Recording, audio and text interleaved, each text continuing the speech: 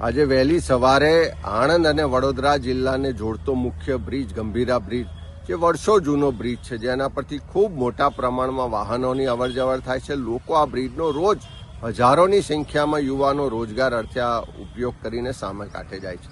વહેલી સવારે બ્રિજ તૂટી પડ્યો અને એના કારણે લગભગ 5 કરતાં વધારે વાહનો નદીમાં ખાબક્યાના સમાચાર છે અને મોટા પ્રમાણમાં જાનહાનિ થયાની શક્યતાઓ છે.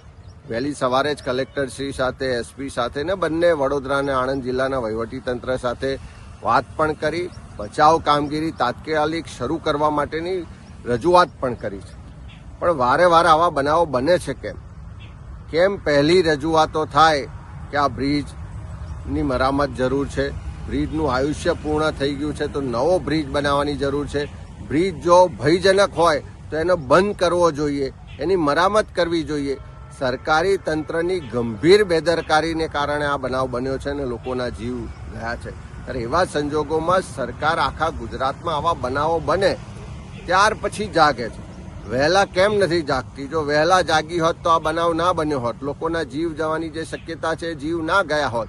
મને જે જાણકારી છે મુજબ મોટા પ્રમાણમાં લોકો નદીમાં ડૂબ્યા છે અને આ જે બનાવ બન્યો એના કારણે આખા વિસ્તારમાં અત્યારે ખૂબ ચિંતાનું વાતાવરણ છે.